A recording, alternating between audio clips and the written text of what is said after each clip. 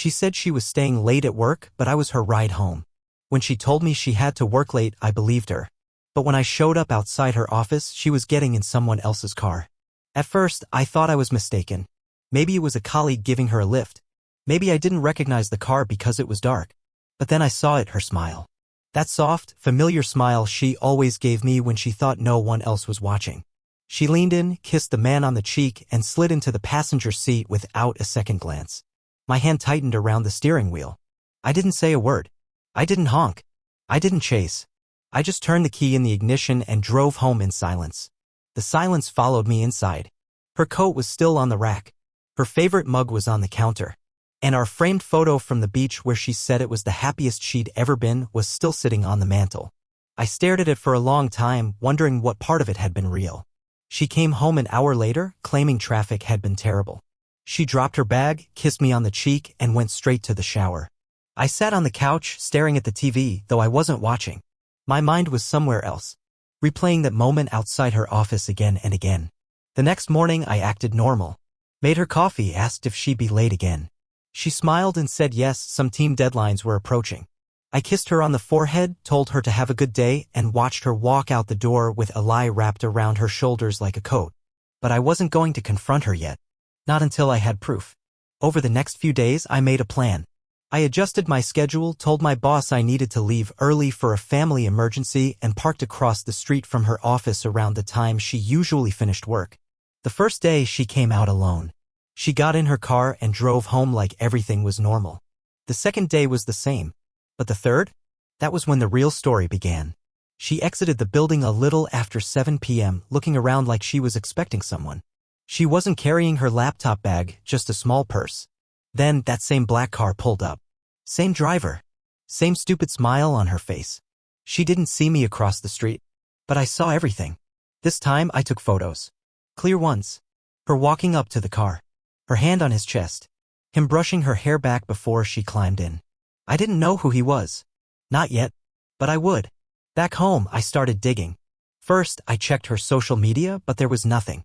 No recent friend requests, no new followers. Her messages were locked. She'd changed her phone password 3 weeks ago. She said it was because of a data breach at work. Another lie. That night, I watched her sleep. Peacefully. Like someone with nothing to hide. She had no idea her world was already cracking beneath her. The next day, I followed her again, but not to the office. She drove to a hotel. Not a cheap one, either. The kind with a doorman who opens the door and calls you sir. I parked nearby and waited. 10 minutes later, he arrived. Same guy. Same car. They didn't even hesitate. Just walked in together like they'd done it 100 times before. I snapped more pictures. Time-stamped. Location tagged. Then I waited. An hour passed. Then 2. I wasn't just sitting there stewing. I was thinking. Calculating. Planning. By the time they walked out hand in hand, I already knew what I'd do next. I didn't want revenge. Not yet. I wanted confirmation. I wanted to hear it from her lips. So when she walked through the door that night, claiming she'd been working late again, I offered to draw her a bath. She smiled, surprised, maybe even a little guilty. While she was soaking, I placed my phone next to hers on the table. I tapped the screen. It lit up. Face ID. Unlocked. And just like that, the lies started spilling out. One message at a time. The screen unlocked with a soft click and my heart pounded louder than I expected. I'd never gone through her phone before, not even once. I trusted her. Or maybe I just wanted to believe I could. But now every instinct I had screamed that something was deeply wrong and I needed to see it for myself. I opened her messages. Not the texting app, she was too careful for that. It was an encrypted messaging app one didn't even know she used. That alone should have been enough. But then I saw the thread pinned to the top. No name. Just a heart emoji next to the initials JM.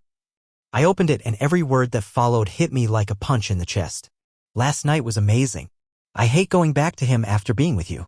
I wish we didn't have to sneak around. Counting down the minutes till I'm in your arms again. Photos.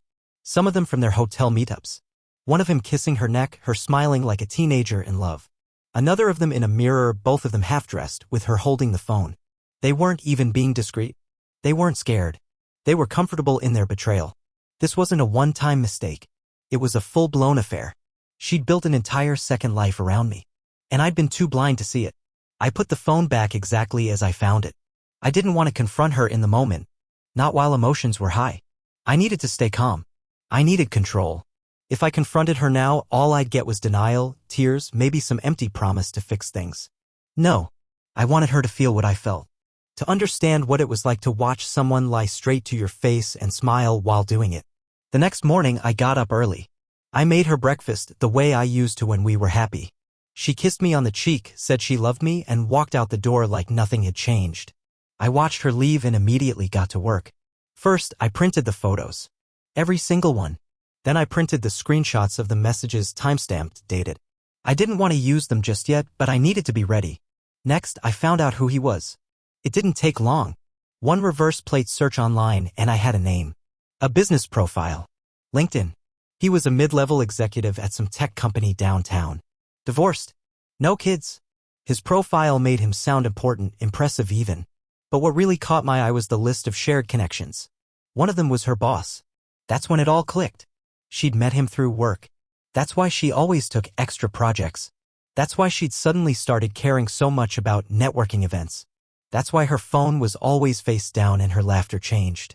There was a shift in her energy months ago. And I'd felt it deep down, but I ignored it. I spent the rest of the day gathering evidence, making backups, putting it all in a folder labeled, "For Your Eyes Only." I uploaded a copy to a cloud drive. I wasn't sure what I was going to do with it yet, but I knew I wanted options.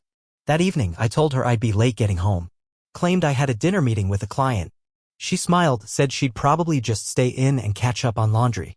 I knew she was lying. She always did her laundry on Sundays. So instead of going to some imaginary meeting, I parked 3 blocks from the hotel she'd been visiting. And I waited. She showed up. Alone. He arrived 10 minutes later. Same routine. Same shameless entrance. But this time I followed them in. I didn't confront them. I didn't scream. I didn't want a scene. I just wanted to see how far they were willing to go. I booked a room 2 floors down and waited. After an hour, I walked the halls slowly, listening. I heard muffled laughter behind one door. A woman's voice, hers. I kept walking. I didn't want to know what was happening in that room. I already knew. Back in my room, I drafted an email. To her boss. To her family. To a few of our mutual friends. I didn't hit send. Not yet. That night, she came home late. Said she'd stopped at a friend's place for wine and a movie. I looked her in the eyes and nodded. Told her I hoped she had fun. She smiled and kissed me, and I could still smell the hotel soap on her skin. She had no idea the ground beneath her was about to shift. But I still had one thing left to do. Talk to him. I wanted to know if he knew she was married. If he cared. If she lied to him too, or if he was just another piece of the puzzle. So the next morning, I waited outside his office building. When he walked out, coffee in hand, I stepped into his path. He didn't recognize me. I introduced myself calmly. Told him who I was. His face went pale. He started stammering, said he didn't know, said she told him they were separated, that I was some ex she still lived with for financial reasons. That was the moment I knew. She wasn't just lying to me. She was lying to everyone. And now it was my turn. I walked away before he could say anything else. Let him sweat. Let him panic. I wasn't done yet. Because the next time she looked into my eyes, I'd have the final move ready. And she wouldn't even see it coming. The morning after I confronted her lover, I woke up with a calm I hadn't felt in weeks. It wasn't peace, not yet, but it was clarity. I knew exactly what I had to do. I wasn't going to yell. I wasn't going to beg. I wasn't going to play the role of the heartbroken fool while she continued her little fantasy life. I was going to turn her world inside out quietly, methodically, and with the same precision she used to dismantle our marriage piece by piece. First, I called my lawyer. Not because I wanted to file for divorce right away, but because I needed information. I needed to understand my rights, what she was entitled to, what I was entitled to. We didn't have kids, but we did share assets, joint accounts, the house, the car. On paper, we looked like a team. But I was done being her teammate. I wanted out, but I wanted to leave on my terms. Over the next few days, I played my part perfectly. I was attentive, present, even affectionate. She didn't suspect a thing. If anything, she probably thought the guilt was making me act sweeter. Maybe she felt proud of herself, thinking she was successfully managing 2 lives. That's the part that burned the most. The arrogance. The ease with which she kissed me goodbye in the morning, then sent hearts and hotel room numbers to someone else by lunch. But I stayed focused. I moved half our savings into a new account under my name only. Legally protected, nothing shady. I canceled a shared credit card and said it had fraudulent activity. She didn't even blink. Too busy texting behind her coffee mug. I started packing up a few of my things, slowly, carefully, nothing noticeable. A few important documents, my work laptop, some clothes. I rented a storage unit under a different name, just in case. Then I planned the night. I chose Friday.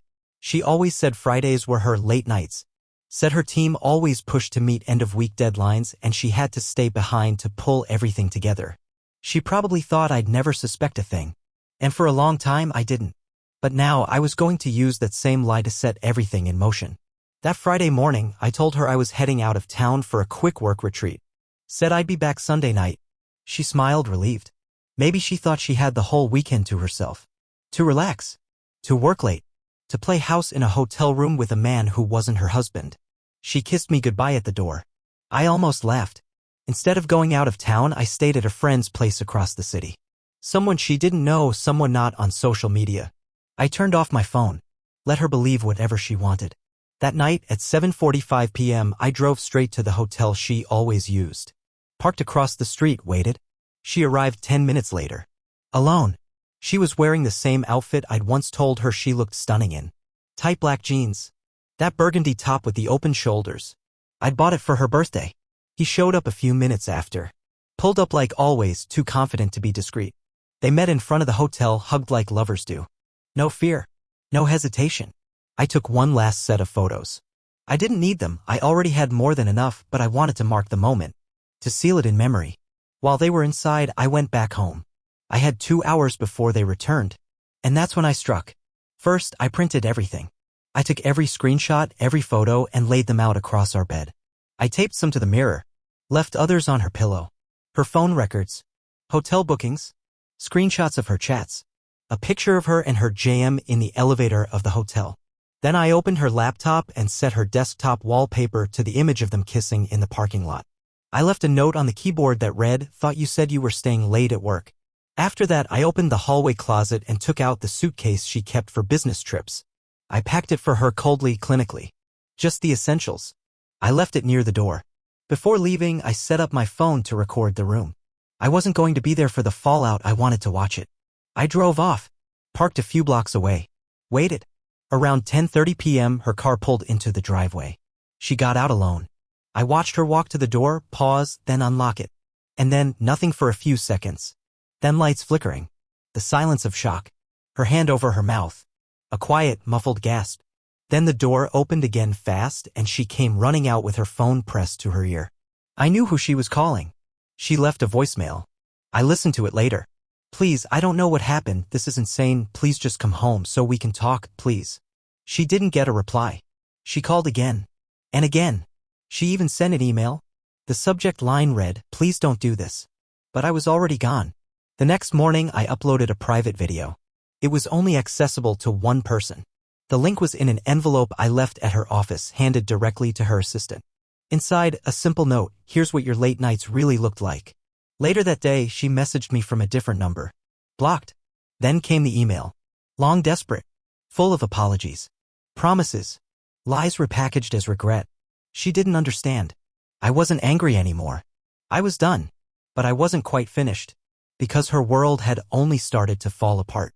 And I was going to make sure it collapsed exactly the way she built it. Brick by brick. Lie by lie. She kept trying to reach me for days. Calls from unknown numbers. Voicemails that started calm and ended in sobs. Emails that grew more frantic, more pathetic with every new subject line, "Please. I messed up. We can fix this. I'll do anything." I didn't answer. I didn't respond. I wanted her to feel exactly what I had felt. Alone. Helpless. Betrayed. I watched from a distance as she unraveled. Her social media changed. The smile vanished from her photos. She stopped posting selfies, stopped tagging herself in coffee shops and after-work drinks. Her friends didn't know what happened. Not yet. But soon they would. The folder I created, the one labeled "For Your Eyes Only," I sent copies to 3 people. One to her sister, who had always said she wasn't ready to settle down but hoped she would treat me right. One to her closest friend, who I knew would take her side until she saw the truth laid out in photos and timestamps. And one to her boss, whose response was swift and professional. "Thank you for bringing this to our attention. We are conducting an internal review." That was the beginning of the end. Apparently, the company had a very strict anti-fraternization policy. I didn't need to know the details to imagine what followed. Meetings, questions, explanations that didn't add up. Her jam probably tried to play it cool at first. Maybe even denied it. But the evidence was too clear, too overwhelming. He resigned 3 days later. She, on the other hand, was restructured. They called it a downsizing. But I knew the truth. No company wants that kind of drama walking through its halls. She didn't tell anyone she lost her job. But I saw her leaving the building with a box in her arms and her eyes hidden behind oversized sunglasses. I followed her car to the parking garage. She sat there for almost an hour just staring at the wheel. She never noticed me 2 levels above, watching from a shadow. That night, she emailed me again. This time, she told me the truth. Or at least, her version of it. She said it started with drinks after work. She was lonely. She didn't think I noticed her anymore. Said she made a mistake. One night became 2 and then it became something she didn't know how to stop. She never meant to fall for him, never planned to hurt me, didn't know how to undo the damage. She begged me to talk to her. To at least tell her what came next. I didn't reply. I just clicked archive. What came next? That was my choice. Not hers. She'd stolen my trust, my time, my love, and spent it like it was hers to waste. I wasn't giving her another second. I sold the house. Quietly. I'd already transferred my name off the utilities, closed our joint accounts, redirected my mail. Everything was done before she even realized what was happening. The day she showed up to find a for sale sign in front of the house, she stood on the sidewalk like a stranger. She called me again. I watched her name flash across the screen, then fade. A voicemail followed. Please, this was our home, but it wasn't. Not anymore. I moved into a new place. Smaller. Simpler. No shared toothbrush in the cup. No closet filled with someone else's secrets. Just peace. Cold, quiet peace. I saw her once more. By accident. I was grabbing coffee on a Saturday morning when she walked in. She looked thinner, like she hadn't slept in weeks. Her eyes scanned the cafe until they landed on me. She froze. I didn't. I just nodded, turned back to the counter, paid, and walked out. She didn't follow. Didn't call. Didn't shout my name. Maybe she finally understood. There was nothing left to say. I started over. New routine. New life. And with every day that passed, the weight of what she did felt a little lighter. She taught me a lesson I never wanted to learn, about trust, about lies, and about what people are capable of when they think no one's watching. But I watched. And I remember. And now, when I look back, I don't feel anger. I feel grateful. Because her betrayal didn't break me. It revealed me. If you've made it this far, thank you for listening to my story. If you've ever been lied to, manipulated, or made to question your own worth, just know you're not alone. Leave a comment below and let me know your thoughts. And if this story resonated with you, don't forget to like, share, and subscribe for more. Because sometimes the best revenge is rebuilding without them.